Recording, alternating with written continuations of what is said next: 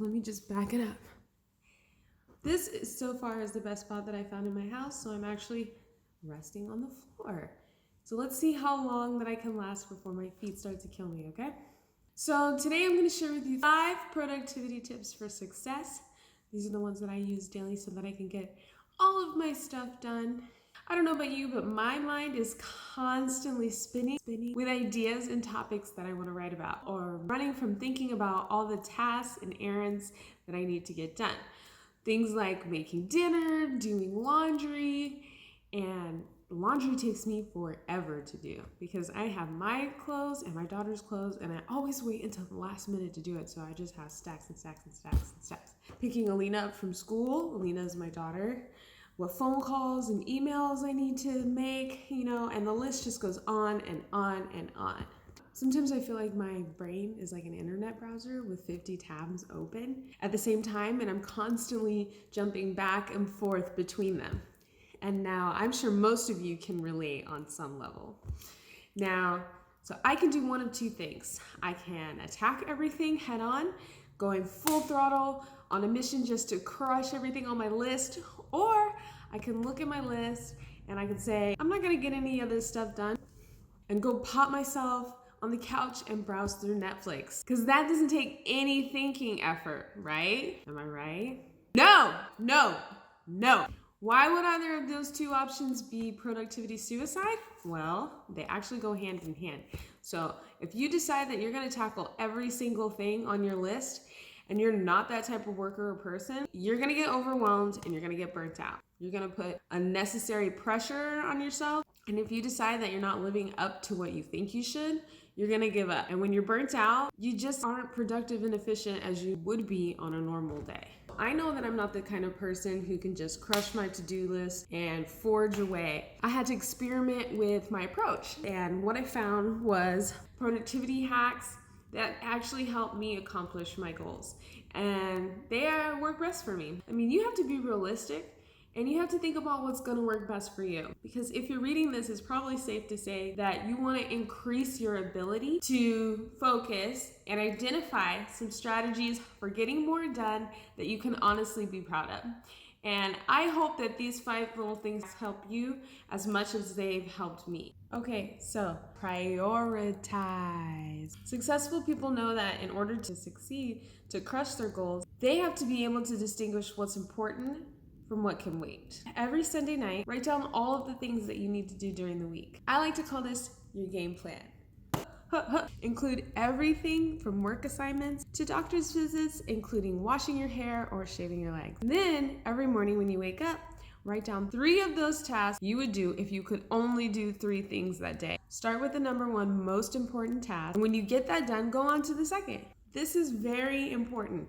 Do not move on without completing the first task. By using this simple prioritizing method, you'll attack the single most important thing in your day. It's then going to turn out to have the biggest impact, putting you way ahead of the game. Do this game plan every week and you'll notice how easy and effortless tackling the day will be. 2, get off the grid, darling. How often have you been working? You're on a roll, you finally got yourself into a groove, and then you receive that ding, ding, ding, ding, ding on your phone or laptop. That's either your email, your text notification, your Facebook, or your Instagram, your voicemail maybe, and you're gonna tell yourself that ding, ding, ding, ding needs your immediate attention. Cut to 20 minutes later, and you've completely lost your momentum and sometimes even your drive to continue on. Or worse, you're so distracted by ding, ding, ding, ding. You've wasted hours browsing through things completely unrelated to what you should be doing. Before you even start, go into your social media and turn off all your notifications. Put your phone on silent, or better yet,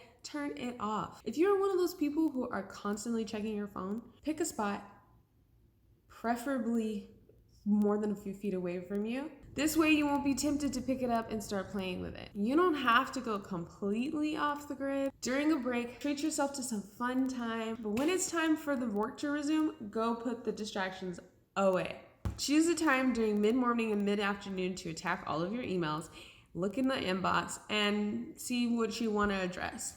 Anytime outside of those times that you've chosen is completely forbidden. Avoid it like the plague. Avoid it.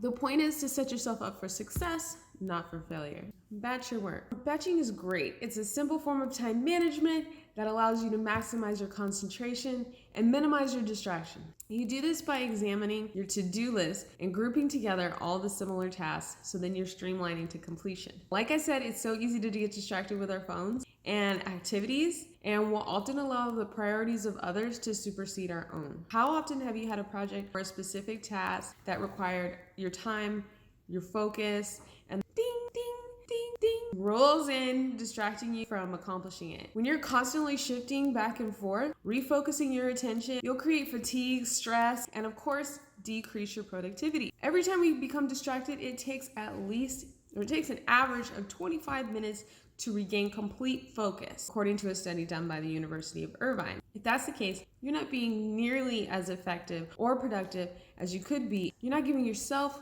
or your employer your best. Batching is intentional. You're intentionally setting aside a block of time for intentional tasks and making an intentional effort not to allow any distractions. Each block of focus time is dedicated to one set of similar tasks. So for example, if I'm writing an article, I'll set aside a block of time for research and writing. The next block of time might be for editing, and the next block of time might be for searching and adding graphics to my posts. So do you see how all of those blocks relate to each other? I recommend working on tasks for about an hour.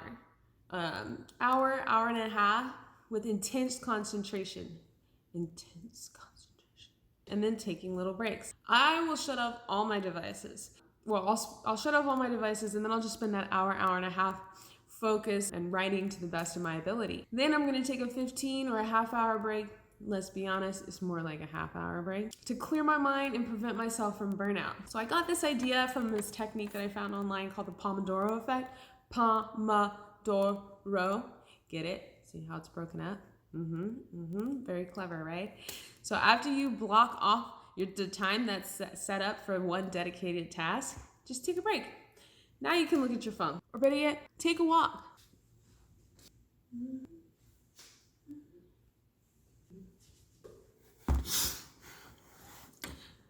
When you use this technique, your productivity, creativity, and mental sharpness is going to increase, so you won't be fidgety or running on low brain power. Third, remember your why, your real motivating reason for completing your task. If you hit that point where you're experiencing a slump in your day, it might be because of a lack of motivation. Reflecting on why you truly do the work that you're doing can help you rekindle your drive.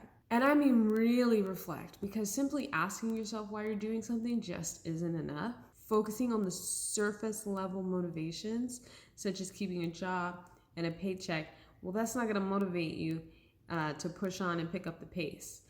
You need to find the deep, meaningful why behind your work, and trust me, you can find it if you dig deep enough. A few of my whys for why I'm excited to go to work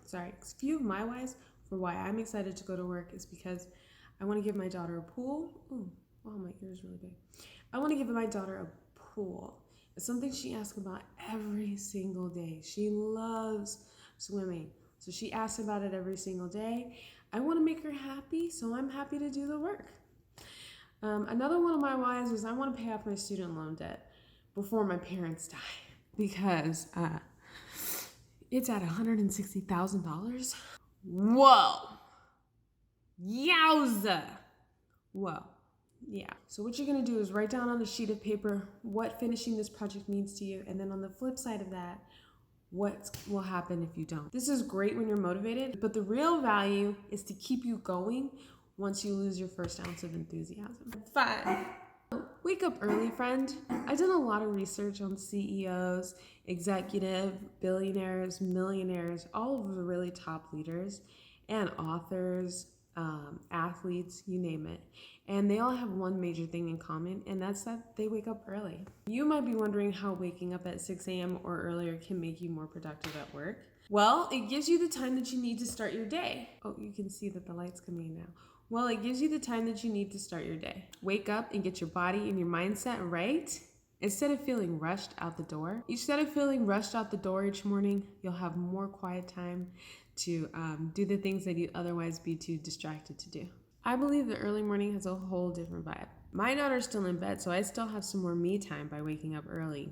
I have enough time to do some quick at-home Pilates. I have enough time to meditate, have breakfast, shower, and I even have enough time to get like one project done. Maybe not two, but definitely one, before I have to get her up and start getting her ready for school. I started doing this about a year ago, but once I made it a habit, it increased my productivity dramatically. So as you can see, the early morning is almost over because you can see the sun is actually rising on my face. So it's about 7:20 right now. I got up at 5 this morning and I'm just now finishing. So if you have any other productivity tips that have worked for you or other suggestions, please share. I would love to hear what has worked for you. And if you have any questions, just feel free to go ahead and ask. I'm pretty much an open book. I am an open book.